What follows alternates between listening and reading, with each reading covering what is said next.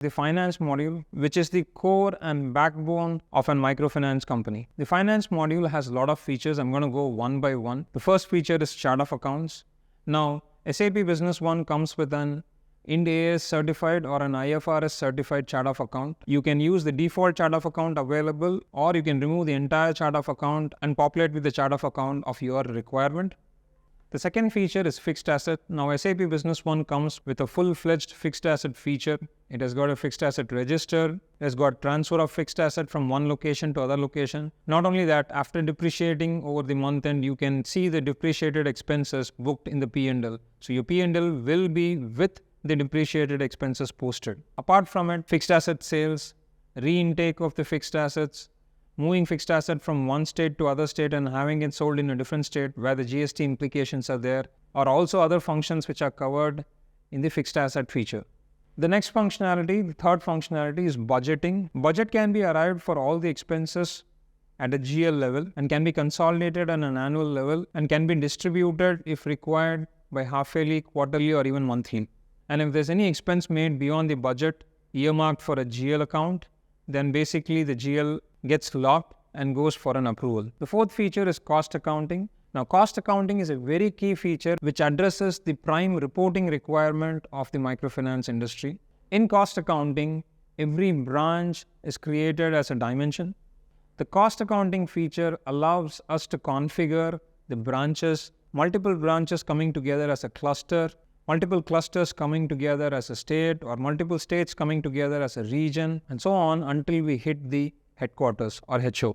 Once configured, the cost accounting module helps the microfinance companies to slice and dice and look at their financial reports at various levels. It might be at a branch level, you can get your P&L balance sheet and trial balance. It can be at a region level or a cluster level or even at a HO level. Now, that's a great functionality which helps the microfinance companies to look at their financials at various levels of operation. The fifth functionality is distribution rule, which is something bound to happen if you have the cost accounting configured. So the distribution rule makes sure that any expense made in the company is basically allocated or distributed to a particular cost center. Further to it, you can either have the expense allocated to one single cost center, or if it has to be divided and allocated and distributed to multiple cost centers, even that can be done. If there's a predetermined distribution structure available, the system can always remember it. If it is to be determined on a case-to-case basis, then that is also possible. But distribution rule is a must if the cost accounting methodology is adopted in SAP Business One for microfinance industry.